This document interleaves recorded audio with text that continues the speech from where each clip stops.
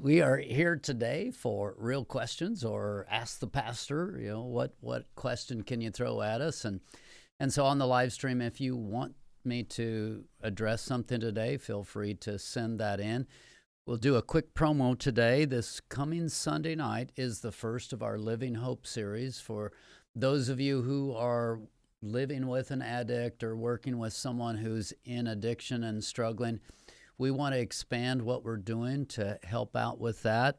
And then also a week from 2 days from now, no, wait a minute, this is still Tuesday, so I'm getting in a hurry. 10 days from now or whatever.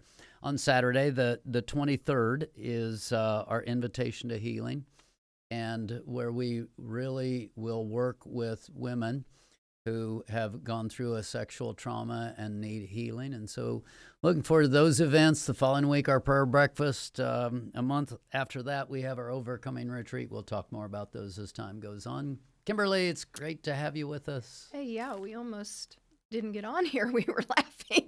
We were, but that's good. Having our discussion, and all of a sudden it's like, whoa, Whoa. Time to go. Well, it's good to laugh sometimes instead of have all that seriousness. I think laughter is good medicine. Amen. So, yeah, I'm excited. I do have a question for you myself before we get started. Okay. When you talk to people who you have come here who have struggled with addictions and things, how do you talk a lot about slowing down, resting.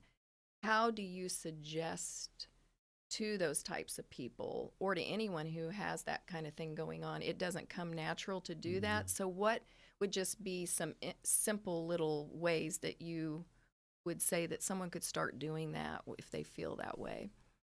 Well, in the program area, I talk about obedience comes before understanding. And so to some extent, I don't know how else to say it other than there's got to be some level of forcing yourself through the motions. And so people want, give me some kind of magic trick so that when I do this, it really feels good. Chances are it's not necessarily going to feel good. So the first answer is force yourself through the motions, put yourself with somebody who will help you go through the motions. That's not what people want to hear. And occasionally you can go to a setting where you get prayed over, and so the anxiety leaves, and then I'm able to do that, and I go through that, and so that happens. But I don't know that there really is another step outside of what I'm talking, where I make a choice. I accept that this is what I need to do, where I need to go. When you're actually doing it, I'm going to encourage people to work with who they are. That may mean that if I'm an active person, my prayer life actually is some of the most effective praying I do is when I'm walking.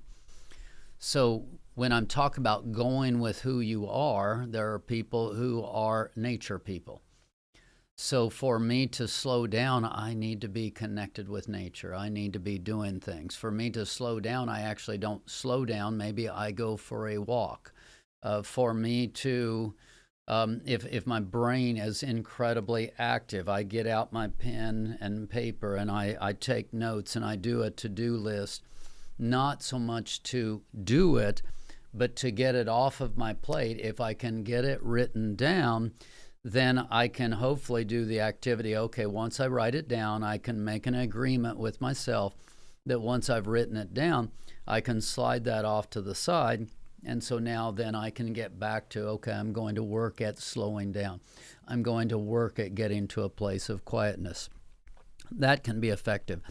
Another thing that I suggest is a journal type of a thing, which I call a stream of consciousness. And that stream of consciousness, basically, if you're journaling in a way where you're processing, that tends to actually stir up the thinking and take it in ways that shouldn't be.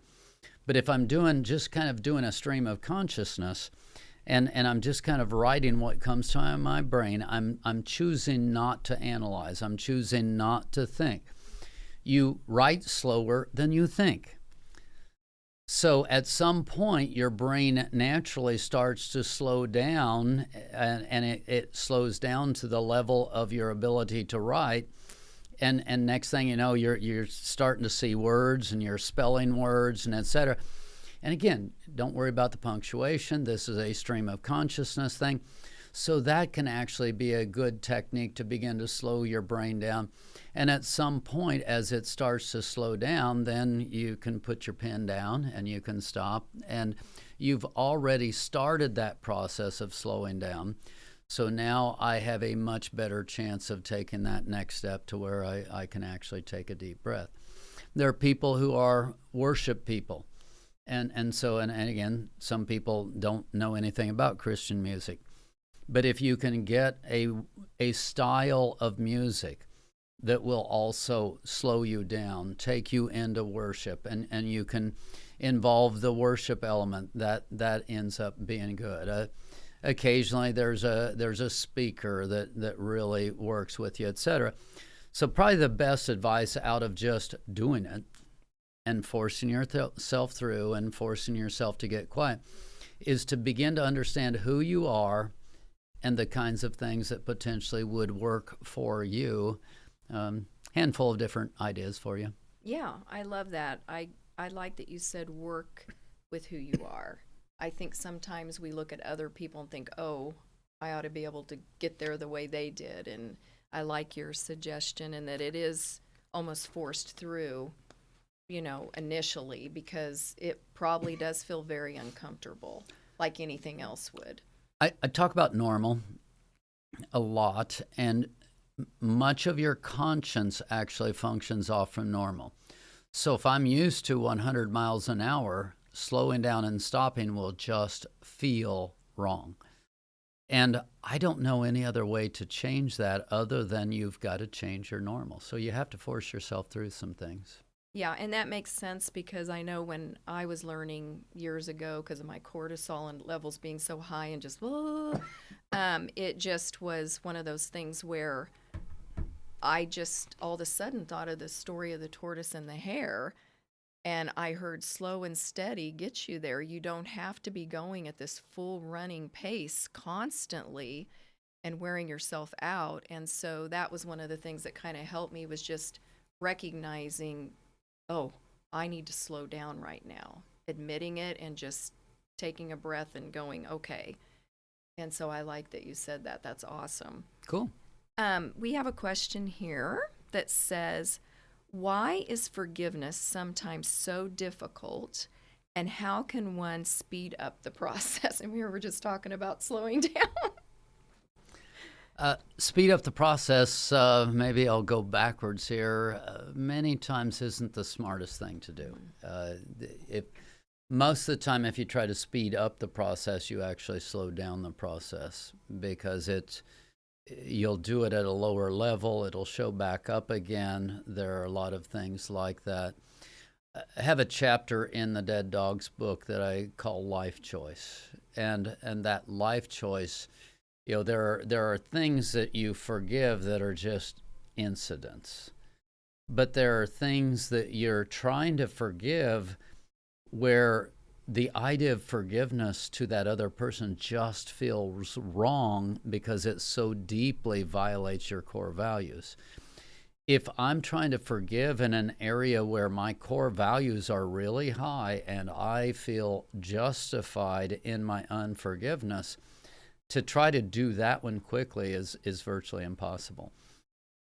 Now, if I'm over in some of the other areas, to me, the biggest part of forgiveness that we need to understand, I feel like the foundation for difficulty with forgiveness starts at a very young age.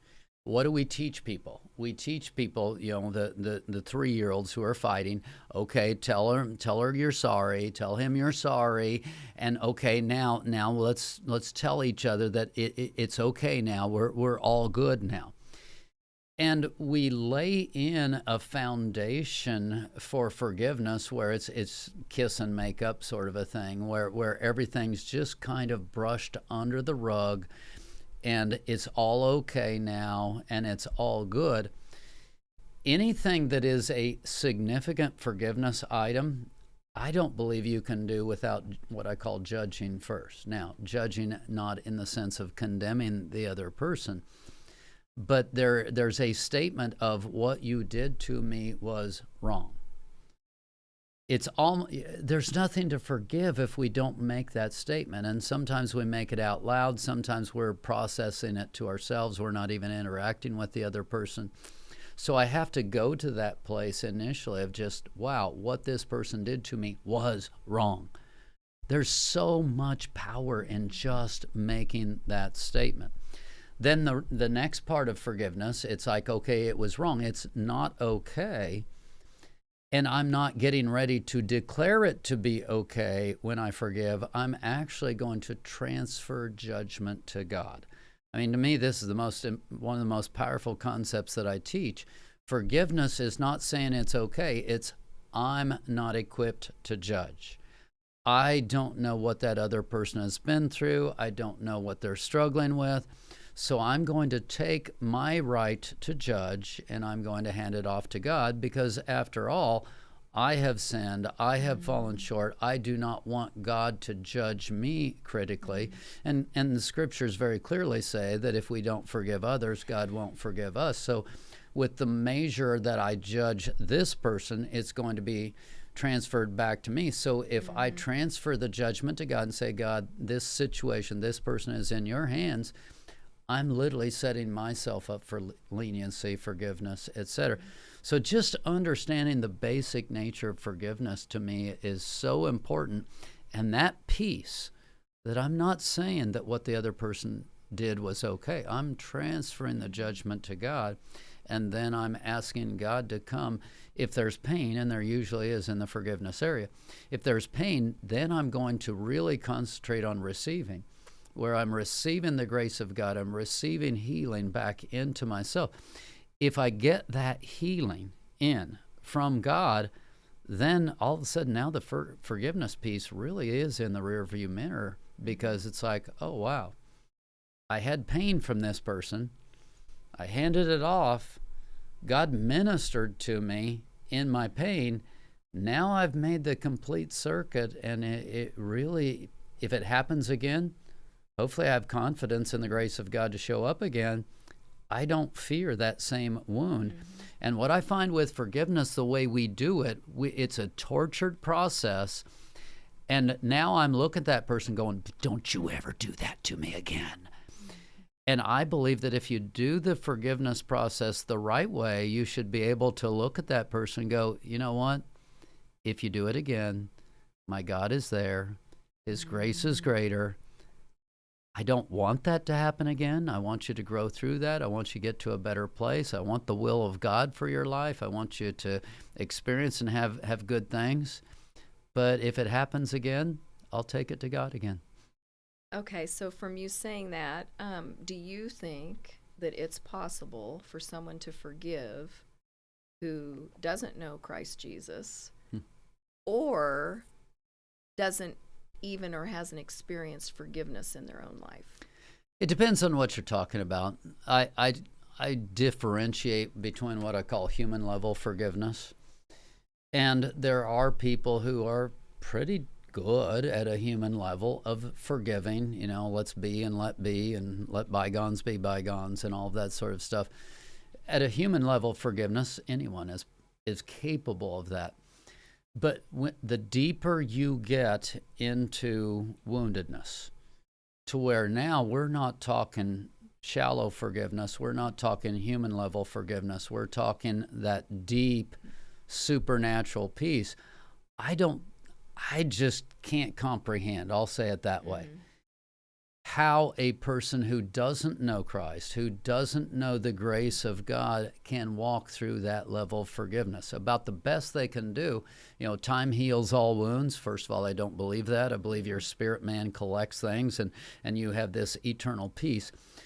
But time does change your judgment to where it's like, well, maybe I'll give him another chance or something. I mean, time does do something there. It mellows things, etc. So yeah, there's that kind of forgiveness where, okay, I'm ready to try again or whatever. Or Or another piece that could happen, maybe I've just grown. I'm more mature than I was. And so I believe I'm a different person. I believe you're a different person. And because of a change in belief systems, I'm ready to try it again. But that's, to me, none of that is classic forgiveness the way I described, where I hand off the judgment to God, I receive the grace of God. And now, because I've been ministered to at that deep level, not a human action, but because of my confidence in God to minister to me and to minister to my hurt, now I can look at you and I have forgiven you, and I'm capable of walking in relationship with you pretty much as if it never happened. Yeah, I think one of the things I experienced on a deeper level was I honestly could say, when it was done the way you've said, I have went up to somebody and thought, oh, I think you did something to me, and literally could not remember it. And I think that's one of the benefits of doing that, is a freedom of recalling it over and over and over again. I feel such freedom and forgetting. You know, I once had somebody tell me, oh, you can never forget when someone's hurt you. What would you say to that? Because I've said, well, I have forgotten things. Jesus forgot. He forgets what we do. I do think it's possible. What do you think? Well, let me do the opposite for just a moment, and then I'll get back to your question. Some people would say, well, you haven't forgiven until you forget. And I will say that you can go through this whole process and not be as charitable as you are, or where you are to where you actually forget what happened. You can do that, and just because you still remember it doesn't mean that you haven't forgiven. What I would say is, if you still remember it, it should change. There's a marker that's assigned to things. And that marker, before, when I saw that person, that marker would show up, and there was pain there, there was a hotness there, there was a bitterness there. That marker should change with forgiveness. It absolutely should change. I do believe, I agree with you, that if that marker has changed, and if you've moved on and you've gone through different things, is it possible to completely forget that? And I would say absolutely yes. But I would also caution against saying that is the measure of whether you've forgiven or not.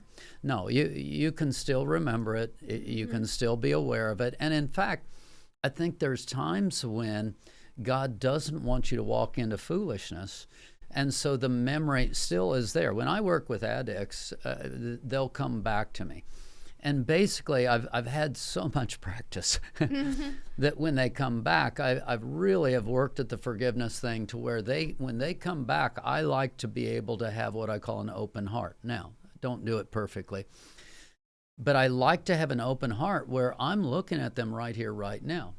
And a lot of the time, I still have memory. Sometimes I would agree with you. I've actually almost pretty much forgotten what the history was, and it's not a deal. But a lot of times I have memory, so when they're talking with me, I actually need that memory in order to ask them the question that I ask first-time people. So this is not me being mean or being a jerk. When first-time people show up, my number one question is, are you willing to do what you need to do to get better? Because if I'm just going to babysit, or if you're going to waste my time, let's be there on the front end. Same thing happens. If somebody that has wounded me comes to me, I want to be able to ask that same kind of a question. Are you still who you were? Are you going to continue to behave exactly as you behaved before? If so, I don't know if I'm willing to walk through that again. That's not a question of forgiveness or unforgiveness. That's wisdom. And then I can pray. I can begin to ask God, okay, God, do you want me to go through this again? Because even if they haven't changed, if I've changed and I've grown, my influence might be enough this time around to bring a positive impact. So I don't necessarily need to know if they've changed. I don't necessarily need to know if they're willing to. But I was just bringing up an illustration on my part at a very practical level. Dealing with addicts the second time around, it's actually helpful for me to remember. It's helpful for me at an information level to process, to ask some of those questions. And I can still say that for the most part, when I'm doing that, I have an open heart. I'm not down on them. I'm not bitter at them. I'm just saying, hey, here's where we were before. Do you feel like you're ready this time? That really makes sense to me, because even being an abused woman, one of the things you do is they ask for forgiveness, you take them back in.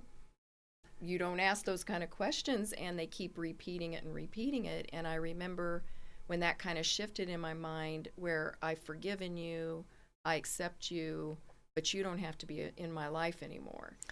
And so that was a big step for me. I've forgiven you, but I'm not willing to be beaten Yes, again. amen. I'm not willing to be abused Yes. again. My God doesn't want me to be beaten again. My Right. God does not want me to be Amen. abused again. So, no, I do have a memory. I can ask questions. I am going to evaluate some things here. And if nothing has changed, nothing has changed. I will get the same behavior again. Yeah. I'm not willing to go down that pathway again. I have a friend who says, there's nothing to be learned from the second kick of a mule. I love that statement. It's kind of like, you know what? Oh, I got yeah. kicked by this mule once. I'm not stepping around behind this mule a second time to get the second kick of a Yeah, mule. that makes sense. I love that. So, yeah, I think my husband has said before, shame on you the first time, but if it happens to you again, shame on you, but shame on me if I allow it to Happens the happen more second than time one around. or two. And I think we can have grace and give people, not you do that a lot here, and there's a lot of forgiveness that has to go on with your ministry. So When you say you do that a lot here, I call that open heart. So if you're coming back to me second time around, third time around, you're asking for help, I want to have an open heart. And what I believe is, if I don't have an open heart, I'm not going to be able to hear God in that process. So then my brain is going to be hyperactive. I'm going to be judging you according to the answers that I hear. I'm going to just really do a very human-oriented piece there. If I've got an open heart, I'm listening to you, but I'm being led by God, and I'm able to ask the right questions. I'm able to walk it through. It's just a much cleaner process if I'm maintaining an open heart. And frankly, that's a lot of how you know, am I where I need to be in forgiveness? Now, you might have done everything you need to do up to this point. You might still be doing what you need to do, but there's life choice. There's still some parts in you that need to be worked with, need to change. You need a heart change yet. So you're okay where you are, but there's still growth needed. So now I'm uptight, and I'm uptight with you, and I don't have an open heart. And I think that's the advantage that I have after all these years. The vast majority of the time, I'm able to have an open heart when they come back around. And at that point, I know, okay, I'm in forgiveness. I'm not necessarily taking this person back in. I'm going to ask questions, but I'm open to God. I'm able to hear God, and I'm able to get a sense of, you need to be listening, you need to be stepping forward, or this one, you need to be cautious, you need to press a little more, wait a little more, whatever the response is. I think we'll wrap this question and answer, but I'm going to ask one last. It's still One last one. This will be the wrap up. We'll just stick with the forgiveness, because it's making me think. When Jesus said, forgive, how many times do we have to forgive? 70 times 70.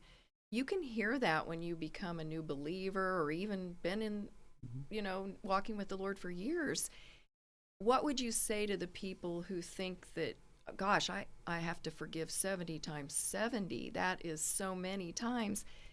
And I think the idea is that you have to hang out with those people, be with those people. Forgiveness has so many different thoughts from people of what that really looks like. So what would you say to someone who would bring that scripture up and go, hey, wait a minute, 70 times 70? Well, forgiveness is not, you don't move to a place as if the event never happened. And that's part of why I said it doesn't necessarily mean you don't remember it. It also doesn't mean that it's as if the event never happened. God is constantly shifting things in every one of our lives. And I believe Jesus had a 3, he had a 12, he had an inner set. And the inner set wasn't necessarily because he really loved these people in exclusion to others, but I think it also had a practical application. Peter, obviously, had a practical application. Peter became the de facto leader after Jesus was off the scene. James became the secondary de facto leader. John, you look through, he lived to be 100 and continued to be the ongoing long-term de facto leader. So Jesus pulling the three in didn't just have I like these guys and I don't like the other ones. It had a very practical set of outcomes, and so it was important. And in your life, you only have room for about so many relationships at certain quality levels. If you go through an incident with someone, there's a good chance that incident's going to redefine things. And again, here in the program and in churches that I've worked in, I've seen this over and over again where people have an intense fight, partially because God has called them to walk together and they've got some stuff to work out. And they emerge from that intense tension point. They emerge from that, in a sense, almost best of friends. Sometimes going through a high stress point like that actually creates a higher level of bonding. So you get the forgiveness piece, and now we're not just friends, we're best friends now. So you can come out of forgiveness literally upping the ante in relationship. You can come out of an area of woundedness where you're able to step back and reevaluate and go, you know what, this person was in my inner core, but I saw some character traits right now that I can't have that person in my inner core. And I may not totally eliminate them. They may move to the 12. Jesus had a 3, a 12, and a 70. They may move to the 70. Many times incidents like that help you define relationship, and it's not wrong. In fact, it is many times wisdom for you to redefine your relationships and your priorities in relationships. But here's what's interesting. If you listen to my answer, you may actually redefine upwards just as much as you redefine downwards. An offense can cause you to realize, oh, wow, as iron sharpens iron, there's a rubbing point here, so it's not an easy relationship. But instead of moving it to the outer sphere, I actually need to move it up into a closer relationship, because this relationship is going to challenge me. It's going to cause me to grow. You should not allow a wound, a place of unforgiveness to define where the relationship is going to go. By the same token, it doesn't have to return to what it was. In fact, chances are when that thing happens, you need to actively redefine it. And many times it'll be, no, I need a more intense relationship, or no, I need to back this off a little bit. Yeah, that's good. I love it. Wow, that was a good one. Forgiveness. Well, forgiveness is, I'm going to say easy to talk about, but I've done a lot of teaching on it. So if you're going to throw questions at me that I actually can handle, that might have been a good place to go. Well, and I think one of the reasons why, I think I felt inadequate being around you when I first, started doing this. But what I found myself saying was, I'm tired of the same old fluff. I mean, that's the word. I need something more. And so God answered that. Am I uncomfortable sometimes? Yes. Am I challenged more than I ever was? Yes. But I like it, and I've grown because of it. So as iron sharpens iron. Yes, I guess I could sharpen you So that's your way of publicly telling me I make you uncomfortable. Sometimes, but it's been good. Well, I do appreciate you coming. I love the interaction, and hopefully you love it too. And you're picking up on some of these questions. You're learning. Encourage you to pass it on. Encourage you to pass on to others about the Living Hope group, which starts this coming Sunday night, and then also after that, the Invitation to Healing. Again, many events. Get on the website. Check us out at heartschangeyou.com, or the main website that covers the Omega Project and all of the above, which is livefreeministries.com. Thank you for joining us, and we'll see you next time at Heart Change You live stream.